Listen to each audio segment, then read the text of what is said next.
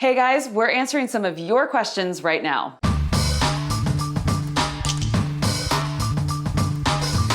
Hey everybody, Melanie Atkinson here, Realtor with Smith & Associates in beautiful Tampa Bay, Florida, and today we're going to do something very different. I get a lot of questions and comments on the channel on various videos, so I wanted to take a few minutes today and answer them personally. And I am doing this totally unscripted. I don't know if any of you watched the video with Tucker, my dog. He is currently walking around all around my feet, so I'm sorry if I get distracted. Here he is, in case you guys didn't see him in the last video. If I have to look down every once in a while, it's because he's probably biting my toes or something like that. So anyway, so the video that I have with the most views is living in Florida. Now I can tell you when I wrote and filmed that video, I had no idea that it would take off the way that it did. There are a lot of comments on there. It's hard to keep track.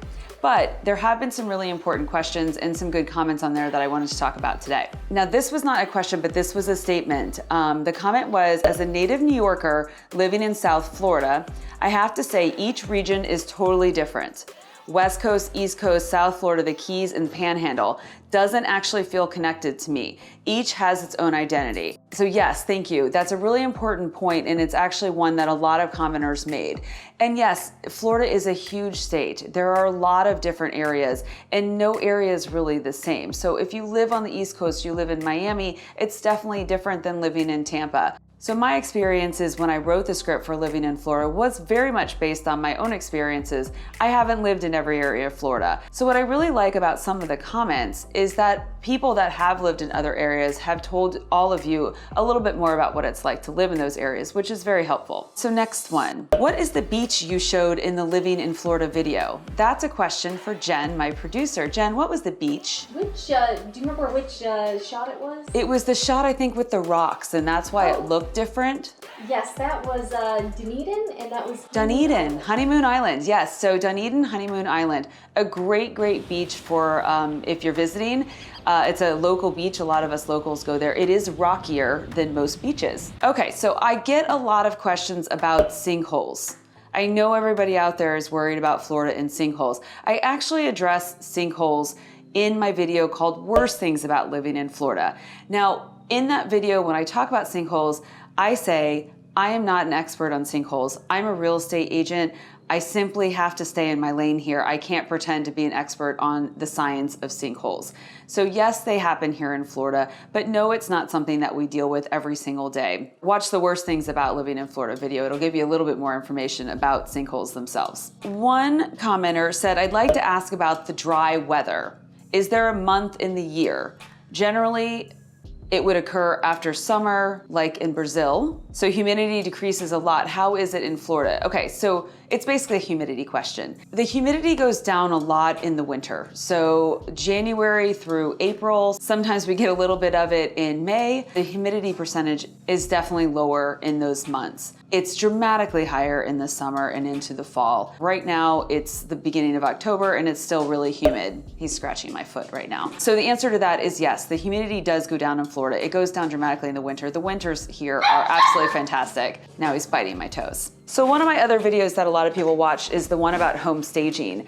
That video was really fun for us to do. It was a really unique situation where we had a house that I was listing for sale, and the owner was a fantastic, happy, bright person, and her accessories and her curtains showed her personality, which was perfect for her.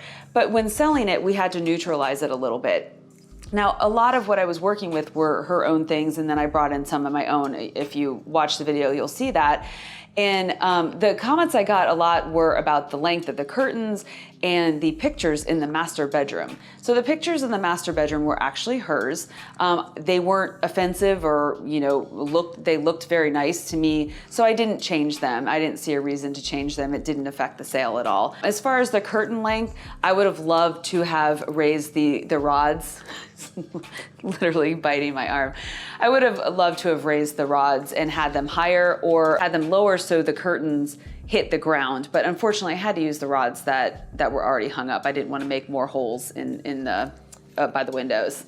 So don't you love puppies?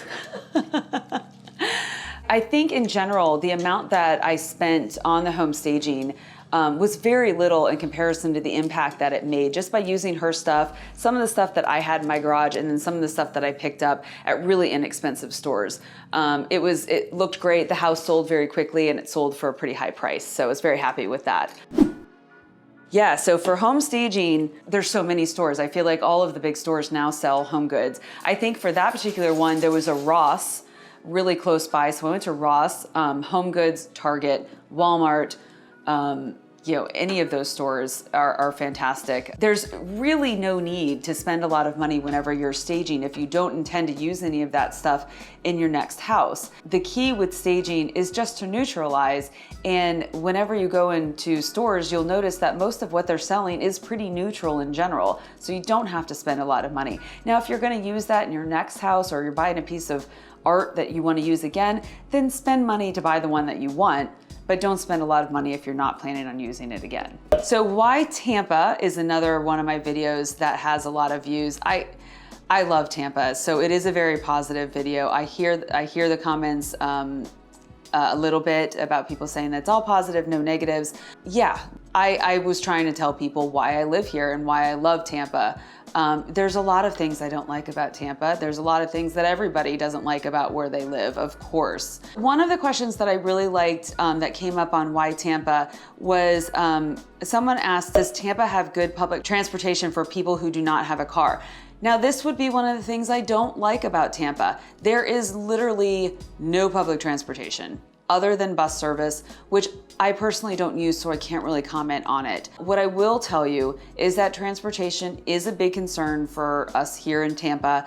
Recently, Hillsborough County passed a 1-cent sales tax to go towards transportation needs. Now, what they actually do with that 1 cent and how they increase public transportation is still up in the air. I don't have any answers for you guys on that. But if you're moving to Tampa and you don't want to have a car, then in order to live here, you are going to have to live in an urban area where you can walk to a lot of places, or you're going to have to use a car sharing service like Uber or Lyft or something along those lines.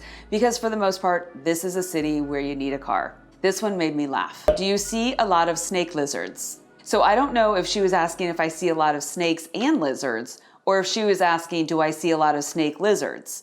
Which, honestly, skinks are kind of like snake lizards. So I talk about those in the worst things in Florida video too. So I'll answer the question, snakes and lizards. So do I see a lot of snakes? I don't personally see a lot of snakes. They don't normally show themselves very often. I do have a fun picture on my Instagram page showing a snake skin in my garage that came up a couple weeks ago. That was a little creepy. For the most part, when I do see snakes, they are non-venomous snakes. I've lived in Florida my whole life, so snakes do not really scare me very much. For the most part, no, I do not see a lot of snakes. But they are here, of course they're here. So do I see a lot of lizards? Yes, all the time, everywhere. Lizards are part of the world down here in Florida. You cannot escape lizards. They're all over your back porch, all over your front porch, all over your driveway. To me, it's funny when people come here from northern states and they're scared by lizards because they do kind of dart out in front of you. I'm so used to them, but I certainly can understand that people aren't used to reptiles darting out in front of them. Lizards are harmless. You know, for the most part, they're just a nuisance whenever they get in your house, and you have to try to scooch them out of your house before they die in your house. So, but for the most part, lizards are cute. I like them. Okay, so I also seem to get a lot of views on my neighborhood profiles that I do, which I love doing those. I'm so glad that they're helpful to people. People have asked specifically about Wesley Chapel and Land O'Lakes. Those are cities in Pasco County that I will be profiling soon because I know how much people need information on those areas. I love both of them. I'm actually showing in Land O'Lakes all weekend. I do absolutely plan on doing videos on those, so please stay tuned for those. I got a question that I thought was really funny. In Tampa Bay, it's related to Tampa Bay because Billy Mays lived here. I got a question that said, you got that Billy Mays hand gesture going. Is that natural or learned? It looks professional. So thank you for that. I will say that it is natural and learned. Naturally, I talk with my hands a lot.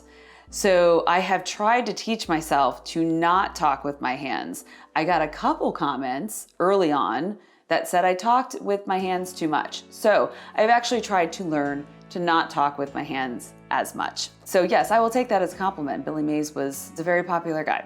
I think what's been interesting for me with YouTube is I've never been on any social platform or anything like that allows for comments. So getting used to comments has been interesting.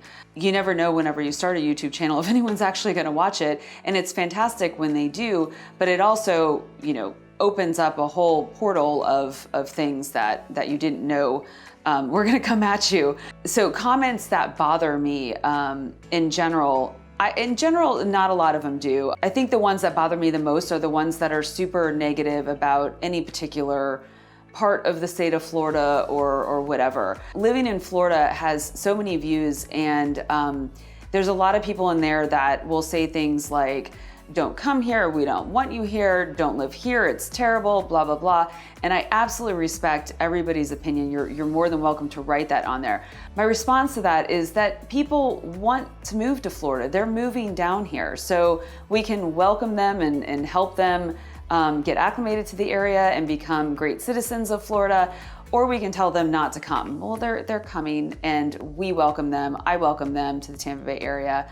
All the negative comments about certain areas, obviously those people have their opinions, and I'm sure that there's some truth to that, and it's they're speaking from their truth, and I was speaking from mine. So we will agree to disagree on some of that, but sometimes they do bother me because I don't really want anybody to say really bad things, but that's what happens on the internet. Personal comments, most people are very nice. Personally, I'm a big girl, so most of them don't bother me if they're not. Some of my personal comments that I enjoyed the most was in the beginning, people said that I looked very pale for living in Florida. That was one of my favorites. And I think it came up like 2 or 3 times. So you just have really great sunscreen. Well, so here's the thing. If I could redo living in Florida, I would have not worn a white shirt. Had I known that living in Florida was going to take off, I would have worn a shirt with a little bit more color, because white kind of takes all your color away anyway. And I am not tan. I grew up in Florida. The dangers of sun damage are real. When you live here in Florida, you try to protect yourself from the sun, or at least I do. I mean, I prefer to not be tan, although, I definitely feel a little bit better when I do have one. But thank you all for noticing that I'm not very tan. I'm okay with that. One of my favorite comments, which I think was a negative comment, but I totally took as a positive, and again, it was early on, I still remember it. Someone said, I believe it was something like, just another millennial trying to make money on YouTube. Do you remember that one? Yeah. Yeah. I mean, it's a compliment to be considered a millennial, right? So that was what I said. I'm like, I think this guy was trying to be mean, but I am a full Gen Xer. So the fact that he thought I was a millennial actually made me quite happy. So as far as other comments, questions, and things like that, obviously I didn't address tons here, but I'm happy to do so. The best way to reach out to me, if you have other questions, specific questions, and you're not looking to buy or sell right now, then just drop them in the comment section here. We're gonna go through these and do these kind of question and answer things more regularly from now on, and I'll try to get to your question if it's one that I think will benefit the whole group in general. But I appreciate everyone who watches, I really genuinely do, and it's so nice when I get a phone call or an email or a text from somebody that says, your videos have been super helpful to me. That's why I do them. I'm a real estate agent. Obviously, it's my job to buy and sell houses, but I certainly wouldn't put this much time and effort into doing this if it was only about buying and selling houses. I really, truly love educating people about this area and about the challenges of buying houses and selling houses and things like that. I really love doing that. So anyway, thank you all for watching this episode and all the other episodes. I hope you come back and watch the next ones. Tucker finally went to sleep, thankfully. And that's it. With love, Melanie.